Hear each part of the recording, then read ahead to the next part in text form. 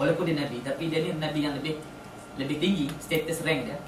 Tapi dia tak pasal merendahkan diri, ikut Nabi Khidir dalam his quest for knowledge, dalam mencari ilmu. Dia tak pasal benda-benda. Bahkan kalau kita tengok dari segi bahasa, mungkin nanti Ustaz Syed boleh tekankan dari segi bahasa bagaimana Nabi Musa nak minta kepada Nabi Khidir tu. Dari segi bahasa, macam mana nak minta. Amat penuh beradab. Amat penuh beradab. Dia tak kata aku ni Musa, Khidir, aku ni ikut hang. Tak bagi, siap. Merepot Allah. Tak nyentuh. Okay, tak nyentuh. Okay.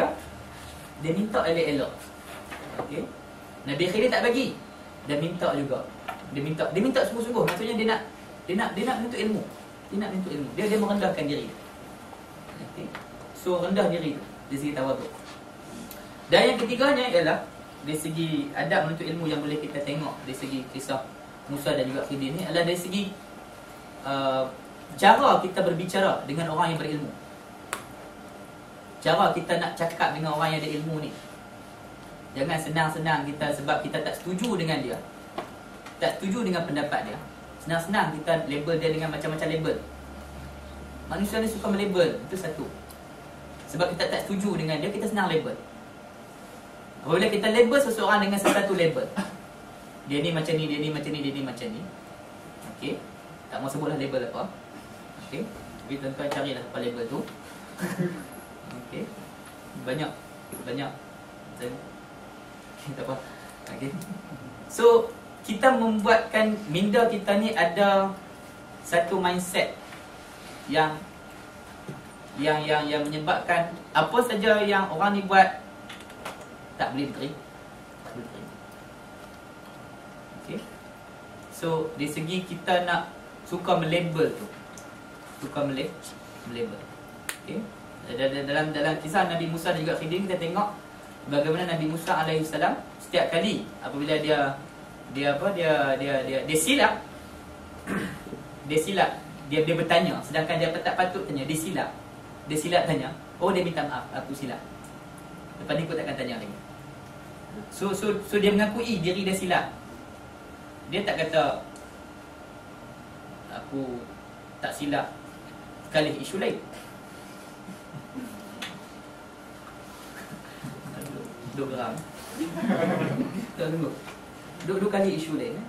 Tak puas hati isu ni, kali isu ni. Tak boleh. Lepas tu hentang orang ni. Hentang. Label orang ni. Suka melabel. Itu masalah kita ni. Suka melabel. Sebab kalau kita tengok cara salafus soleh dulu menuntut ilmu, dia tak ada label. Ulama ni macam ni, ulama ni macam ni, ulama ni macam ni. Imam Syafi'i dia mengaji dengan semua ulama. Imam Malik dia mengaji. Murid Imam Abu Hanifah dia mengaji. Imam Ahmad Ibn Hanbal mengaji dengan Imam Syafi'i. Tak ada pun kata dia ni Salafi ke Asy'ariyah ke apa ke. Dia tak label macam tu. Sebab kita sebagai penuntut ilmu, tanggungjawab kita adalah menuntut ilmu. Bukan tanggungjawab kita membuat satu penilaian sebelum kita menuntut ilmu. Kita suka buat penilaian sebelum kita buat penilaian tentang seseorang sebelum kita tengok ilmu yang ada pada orang tu. Semata-mata kita dengar daripada orang lain kata benda. Sedangkan kita tak dengar pun apa yang dia kata. Kita dengar orang lain kata. Sedangkan dalam kisah Ashabul Kahfi, dalam kisah surah Al-Kahfi, macam saya sebutkan tadi, Hamka menyebut bahawa surah Al-Kahfi mendidik kita cara berfikir. Jangan mudah sangat kita buat penilaian hanya semata-mata kita dengar daripada orang lain kata apa tentang sesuatu isu. Kita sendiri bertanggungjawab untuk mengkaji. Kita sendiri bertanggungjawab untuk mencapai ke tahap ainul yaqin untuk mengetahui tentang sesuatu isu. Okey.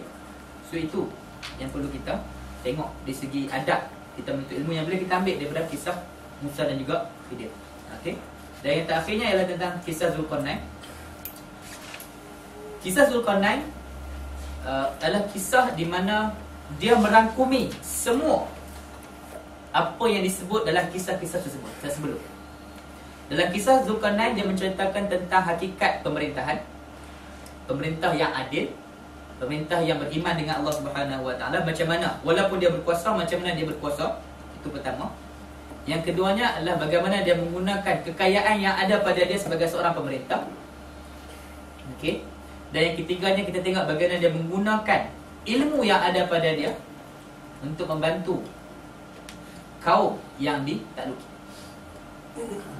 So dia merangkumi kesemua elemen-elemen yang ada dalam kisah-kisah sebelum surah Al-Kahfi. Dan apa yang menarik juga sempat terbaca tadi, dalam surah Al-Kahfi, dalam kisah Zulkarnain ni, apabila Zulkarnain diminta untuk membina tembok untuk menghalangi Ya'juj dan Ma'juj daripada masuk ke satu tempat itu, kita tengok macam mana keikhlasan dia untuk tidak menerima apa-apa bayaran, melainkan dia mengajak masyarakat di situ, kaum di situ yang baru dia takluki, untuk sama-sama mempunyai rasa bertanggungjawab untuk mempertahankan negara. Maksudnya dia bukan tanggungjawab seorang, dia mengajar kita tanggungjawab, the sense of responsibility in the society. Cara kita nak bersosialiti, cara kita nak bersosial dengan masyarakat, cara macam mana masyarakat perlu bermuamalah ataupun mempunyai rasa bertanggungjawab, gotong royong untuk bina tembok yang mempertahankan mereka daripada kejahatan Ya'juj dan Ma'juj. Alright. Nah, so rasanya cukup setakat tu. Saya tak mau bincang lebih panjang. Mungkin lepas ni kalau sempat kita akan masuk ke bahagian Q&A. So mungkin pada waktu tu kita boleh bincang lebih lanjut tentang mana-mana persoalan yang mungkin blur. Alright. So wallahualam, mungkin saya boleh suggest buku-buku yang mungkin sesuai untuk dibaca. Contohnya macam buku ni untuk kita fahami surah Al-Kahfi. Dia banyak kitab-kitab yang mengkaji surah Al-Kahfi. Tapi bagi saya ini bagus. Buku nipis pendek pun. Buku nipis karangan Syekh almarhum Syed Abdul Hasan Ali An-Nadawi, seorang ulama India yang meninggal pada tahun 1969. Dia menulis, dia ada dua asalnya dalam bahasa Arab tapi ditranslate ke bahasa Inggeris. Tajuk dia Faith versus Materialism, the Message of Surah Al-Kahfi. Baca ni bagus. Okey. Dan juga kitab-kitab yang lain. Kebanyakan kalau tuan-tuan cari kitab-kitab yang berbentuk tafsir maudhu'i. Tafsir maudhu'i ni adalah kita bukan kaji ayat by ayat, kita kaji keseluruhan surah tersebut ataupun kefahaman tentang sesuatu konsep. Contohnya kalau dia ada dua jenis. Satu, kita kaji by surah. Contohnya kita ambil surah Al-Kahfi, kita tengok apa dia punya tema dia. Satu. So kita tengok dari segi apa dia punya ayat-ayat tu, macam mana dia berkait dan sebagainya. Dan satu lagi bentuk tafsir maudhu'i adalah kita ambil satu tema yang disebut dalam Quran. Contohnya kita ambil contohnya macam dulu kita bincang tentang kisah-kisah wanita dalam Al-Quran. Itu adalah satu bentuk tafsir maudhu'i. Kita ambil satu perbincangan wanita dalam Al-Quran. So kita cari ayat-ayat yang berkaitan dengan wanita dalam Al-Quran dan kita kaji. So itu adalah satu bentuk tafsir maudhu'i. Dalam Quran dia banyak bentuk tafsir. Tafsir maudhu'i, tafsir ilmi. Tafsir ilmi adalah tafsir kita mengkaji ayat-ayat berkaitan tentang sains. Tafsir tahlili, kita mengkaji, kita analisa ayat-ayat. So banyak bentuk-bentuk tafsir yang ada dalam ilmu tafsir. Dan kebanyakan kitab-kitab tafsir yang berbentuk tematik ataupun tafsir maudhu'i, dia banyak mengambil contoh tafsir maudhu'i adalah surah Al-Kahfi. Saya jumpa dua buku. Contohnya buku ni Mustafa Muslim, Mabahis fi Tafsir Maudhu'i, Introduction to Tafsir Maudhu'i. Dan yang keduanya ialah Madkhal, juga Introduction to Tafsir Maudhu'i yang dikarang oleh Syekh Abdul Fattah Abdul Sattar. Okay. So Allah a'lam. Qul qawli hadza wa astaghfirullahal azim li wa lakum. Assalamualaikum warahmatullahi wabarakatuh.